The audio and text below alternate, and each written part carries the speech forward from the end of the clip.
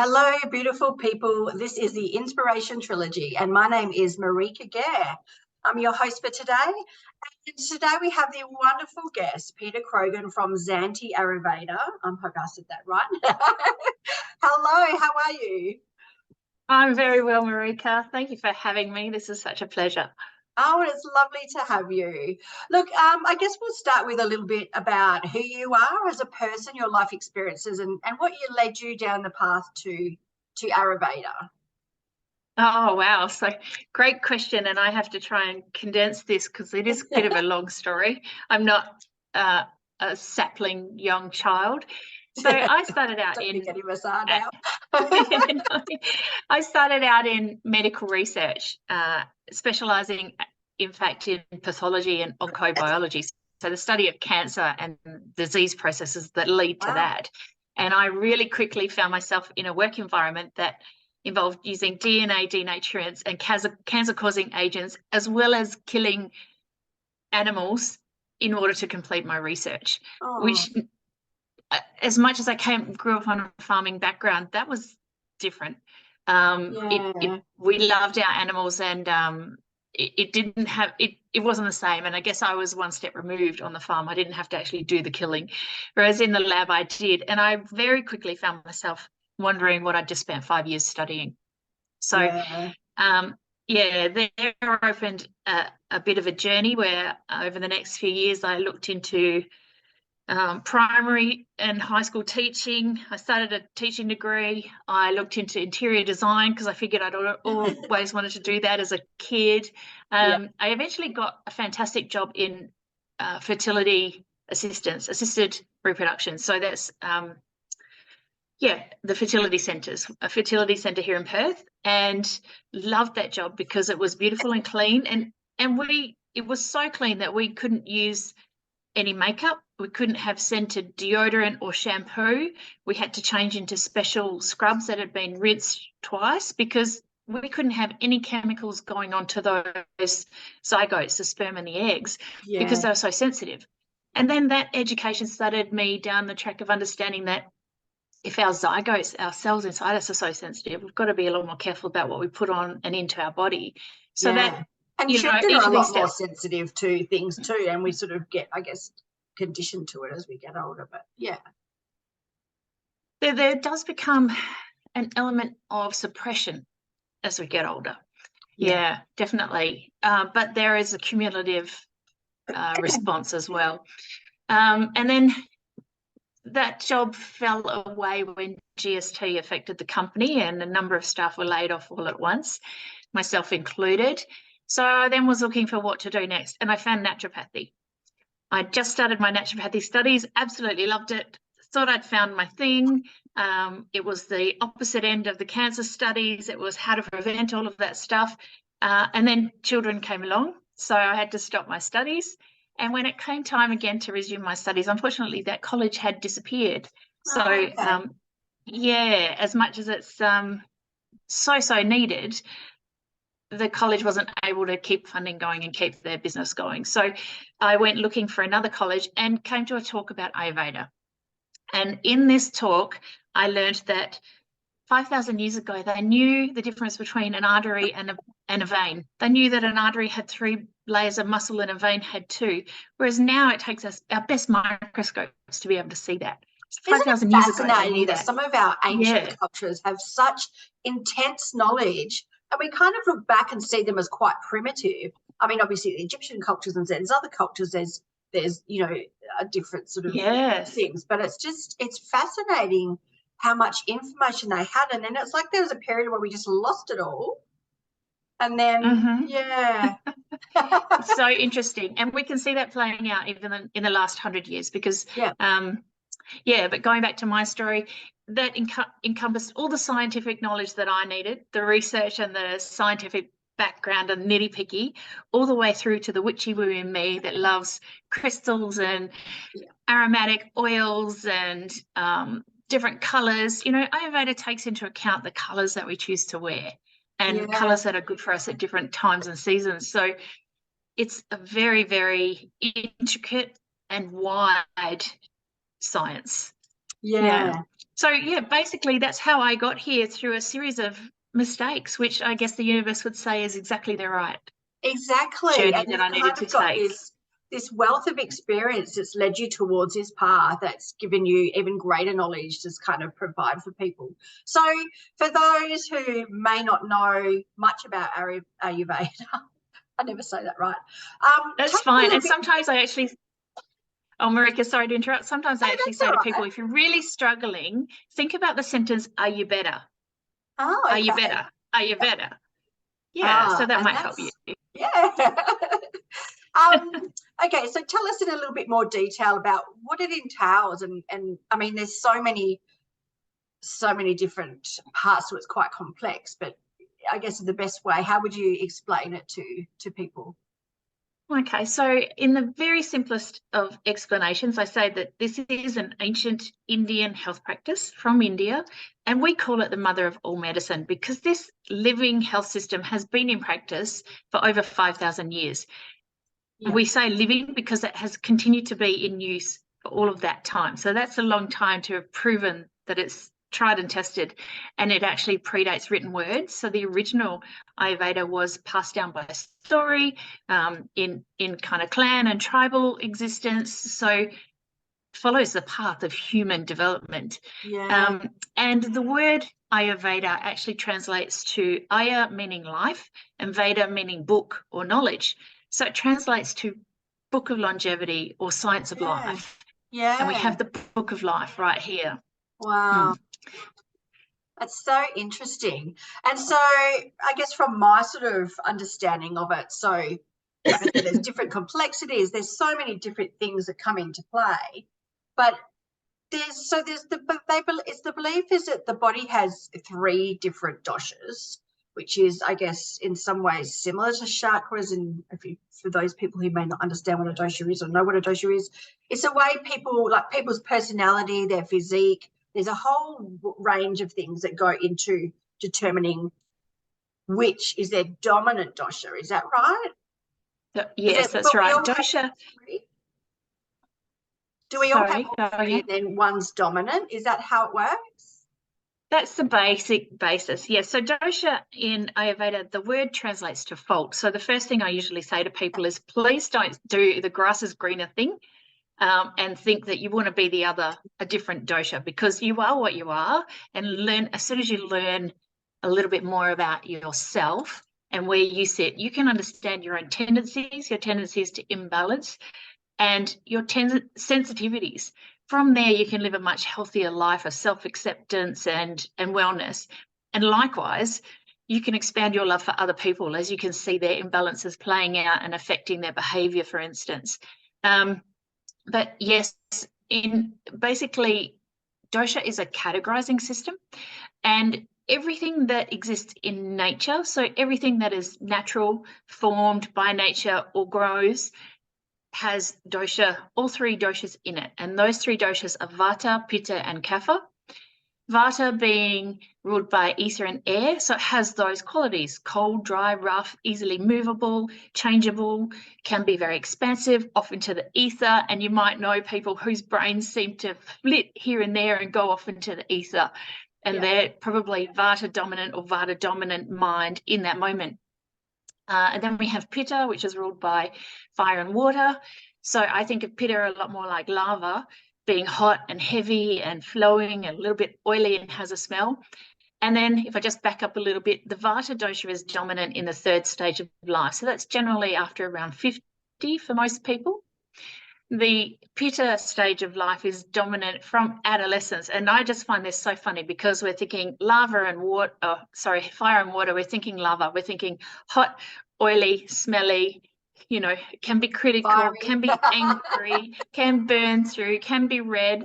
So, and this starts at adolescence. So who else has got a teenager out there who's expressed some of those things? Oily, smelly, pimply, angry. We see it in our imbalanced teenagers, we see it at the fore.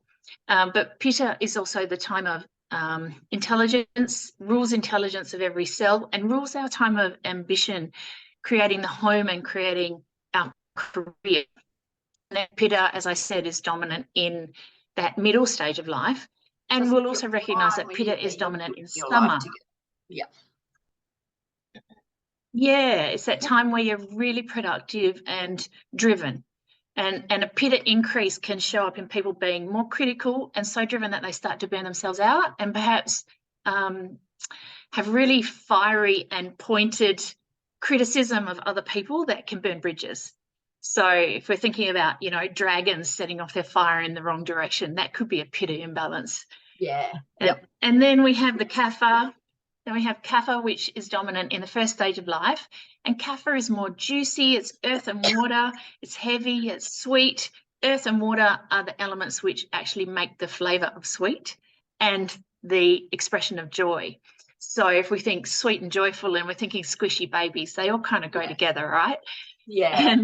And then we have that, and then we have that beautiful rapid growth phase of the babies. And so Kapha rules growth and it rules structure.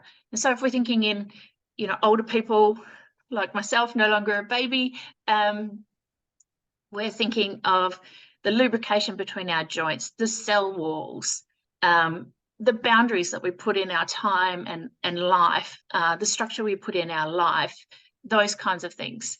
And then Kapha being earth and water, that's dominant in springtime.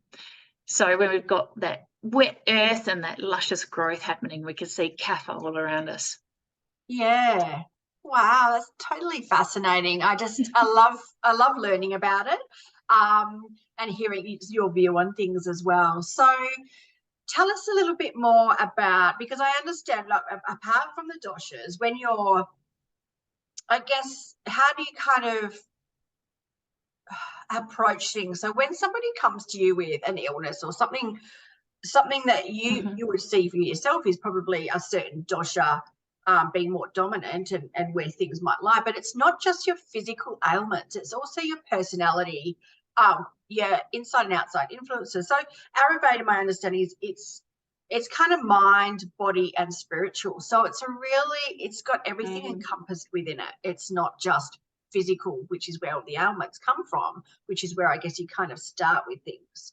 So when someone comes to you and they've got some sort of things, how do you determine their dominant dosha? I guess through sort of asking lots of questions and stuff, but and balancing that. So what kind of things do you do from there? Right. So I guess there's I wanted to answer about 50 questions in there. So I'll break it down a little bit. For instance, in an initial consultation, I spend up to 90 minutes with somebody. So that's a lot different to your average doctor's appointment. So we can go into a much greater depth about you and the environment you exist within. So you're not an individual just floating around out in space. There are elements in your life which have a pushing effect on you, forward, backwards, sideways, up and down. You know, that might be how much sleep you had last night, whether you have a new baby, whether you're looking after your elderly parents, whether you're suffering with some long-term grief, whether you had trauma as a child, whether you are in winter season, whether you work in a busy environment, whether you have a lot of traffic every day. All of those things affect how you function in your own life. So in our constitutional consultation, we're not just looking at dosha, we're also looking at other elements, and there are different categorizing elements for the way the mind's working. One of those elements you might have heard is sattva. Sattva is peaceful and sweet, and sattva is the place that we're all aiming for. But of course, we go through other things like tejas and rajas. Tejas being a lot more stagnant and rajas being a lot of movement. Those things can be positive and negative depending on their balance as well. In my consultation, we have 3 different diagnostic systems, and they might have up to 15 elements within each one that we're looking at as that individual comes through the door and spends some time with us. So one, we're looking at the way the person walks in the room. We're looking at the way they are presented. We're looking at their skin, their oiliness, whether they've got pimples, the shape of their eyes, the fullness of their lips. I look at the structure of the fingernails, what's happening with the growth of the nails. I listen to the words and the spaces between the words. There are differences in, and you might not be aware of this, but you might listen more this afternoon when you're speaking to people. There are differences in the words that people choose. There are differences in the way two people will form the same sentence to share the same thought. Some people will share it with a very directness. Some people will share it with 3 stories interlaced, and others might share it with such sweetness that you just hang on their every word. So, you know, that's where different doshas are showing up as well. But imbalances likewise can show up in dominances of, for instance, the air and the ether, the fire, too much water and dampness, stagnation. And when I say, just thinking back to the flavour of sweet being water and earth, for instance, a kapha dominant imbalance often has those elements of sweet. So, for instance, we might be thinking stagnation, heaviness, or even candida imbalance, because candida is fed on sugars, right? So there are so many elements involved in determining the imbalance and determining the dosha. And many, many people come to me saying, what's my dosha? Thinking that is the be all and end all of understanding everything. But often, more often than not, people come to me in a state of imbalance. And so I will actually hold back from saying what I think their dosha is. But in saying all of that, listening to their pulses or feeling their pulses, looking at the tongue gives me an immediate reflection of what's going on in the gastrointestinal system and a lot of the organs, looking at their eyes, a little bit of iridology, skin, and all the questions, of course. And we talk a lot about poo.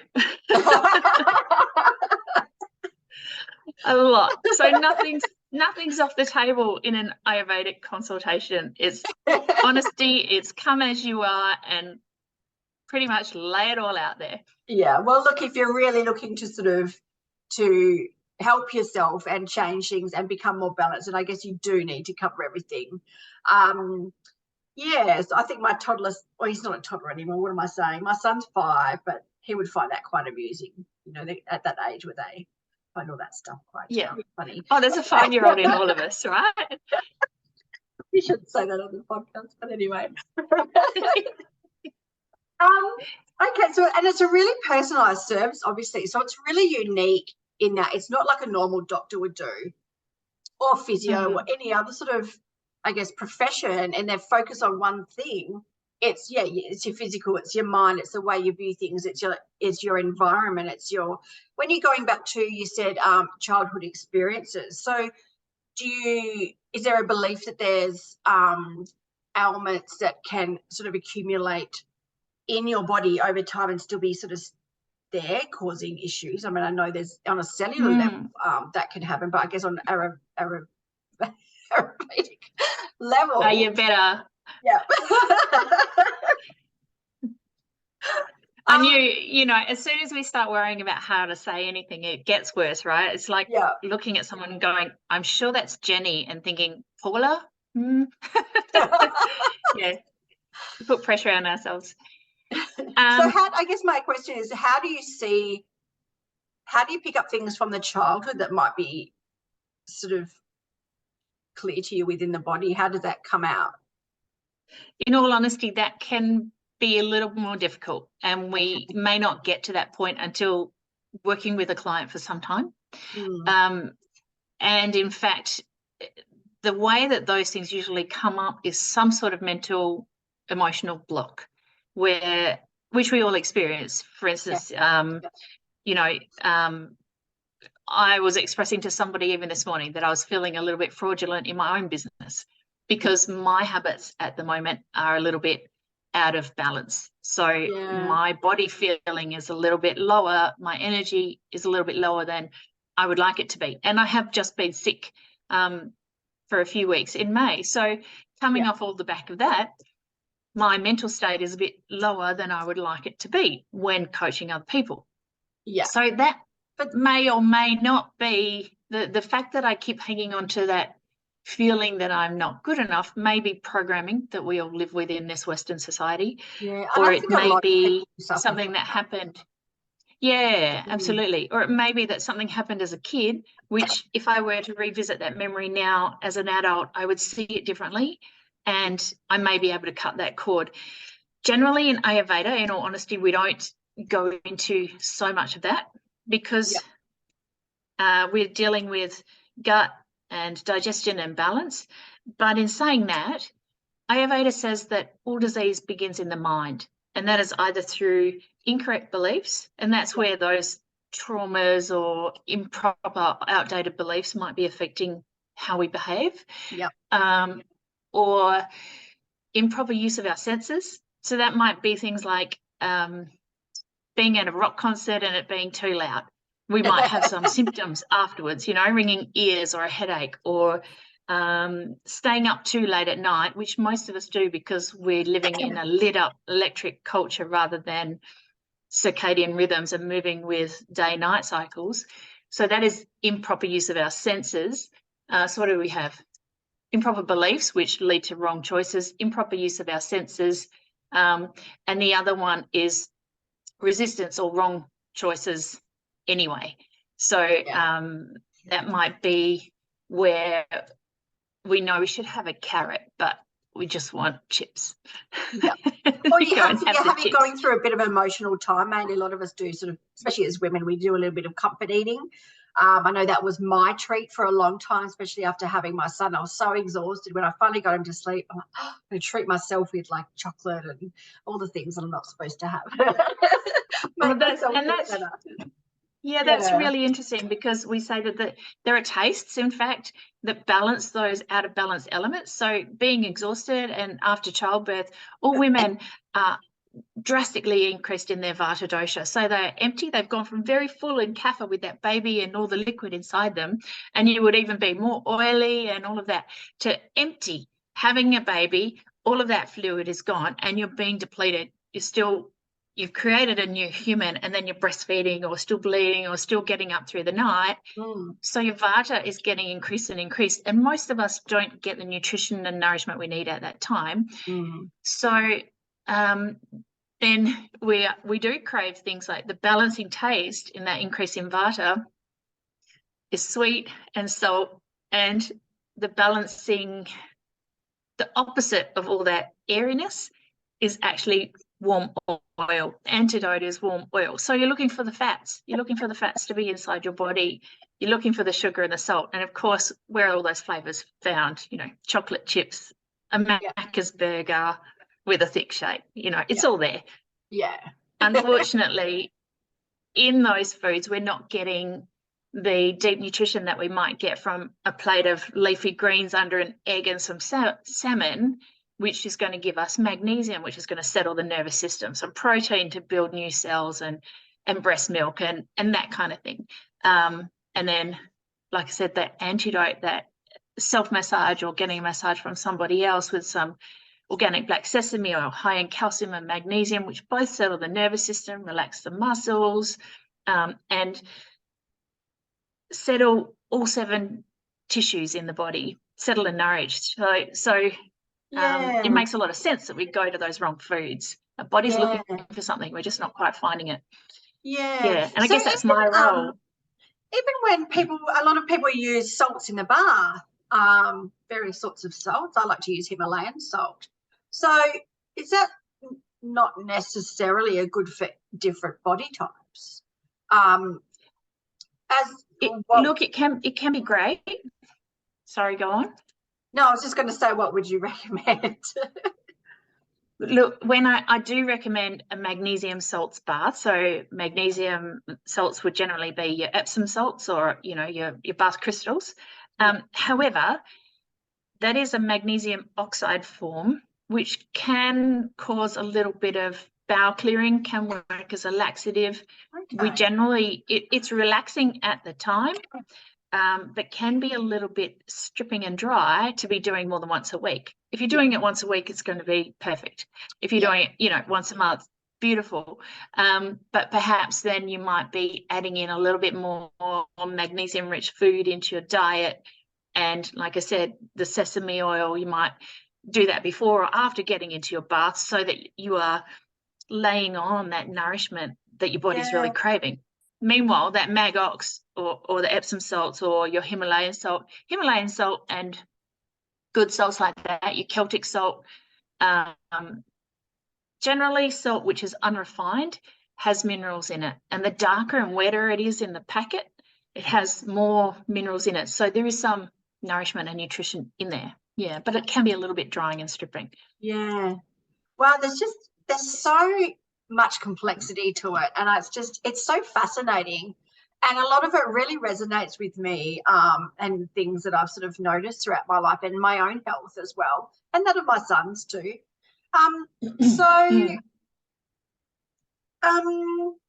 So do you have specific products that you sell within your business, or is it really that you need to do that personalized consult and then so you do specific products just for them? There's no sort of general ones, is there? There in fact are. So I discovered it's probably about 2019, 2020, I was starting to think, hang on a minute, I'm saying the same 10 or 12 things to everybody. Okay, yeah. 95% of people coming to me are coming with a Vata derangement or a Vata increase. Yeah. Some then are having a second or third, even third dosha involved, but most people are coming to me with 3 or 4 different things, and out of those, all the 101 level advice. Yeah. Because as you say, it is so deep and can be quite complex to implement in a society which is going in a different direction. People can easily be overwhelmed by the information, but I was finding that I was saying the same 10 or 12 things to everybody. And at that point, I started making workshops going, I need to up-level the community with this general base level wisdom so that they can come to me and we can start at 101B. We're not quite at 102, but at a slightly higher level. And then from there, end of last year and the beginning of this year, I've actually created a year-long program, which is Ayurveda 101 basic overview aimed at women our age. Within 10 or 15 years, to help us with getting our energy back, getting our clarity of mind back, getting our digestion back on track, and starting to take the foot off the hamster wheel. So it's such as far as information, transition. It's yeah. And as even my chiropractor said to me yesterday, that's what perimenopause will teach you, that right now it has to be all about you. Yeah. It has to be about replenishing your nutrition and nourishment and energy so that you can continue to serve from the place that you want to be able to serve from. Because we can't do that on an empty battery. No. And then, so as far as information and support, yes, that's a general. And then there are general products like wintertime right now. Everybody Vata increased in our society. Just about everybody can be doing some black organic sesame oil self-massage to help nourish and support them through the Vata season. I haven't heard of that. That sounds nice though. Okay, well, so if for anyone out there who's interested in having a session with you and finding out a little bit more about your workshops and everything, because it's like I said, it's absolutely fascinating. I think, as you mentioned, women of our age going through such a change and transition, it's just so, it's the right time to really be aware of yourself and what's best for you and what will work for you. And something that goes back to the most ancient of knowledge is obviously it's worthwhile. It's worthwhile sort of touching base with you, learning more. So tell everyone, so where can we reach out to you? Where's the best way to contact you? So you can find me on Facebook, is probably where I'm the most active. Zanti Ayurveda, Z-A-N-T-I, Ayurveda. Or my website is zantiayurveda.com.au. I am based in South Fremantle, but I can also do online consultation, and much of my club membership is actually online learning, and then we gather for fantastic workshops, which the general community is invited to join as well. And I have a few of those coming up, and they'll be on my workshops and therapies pages on my website. Okay, fabulous. Well, look, for everyone listening, we're going to put all the links and everything in the bio. So if you missed anything for any reason, then they'll all be there so you can access that. So look, thank you so much for talking to us today. I think it's just fascinating. It's great fun. And I love being able to get the knowledge out there so we can all sort of, I guess, be better versions of ourselves and be more aware of what's out there and how we can do that. So thank you very much. Thank you, Marika. To you, and perhaps we'll talk again in the future and do some things. And look, for all the listeners out there, there'll be some new episodes coming out soon. So make sure you subscribe and stay tuned, and see you soon.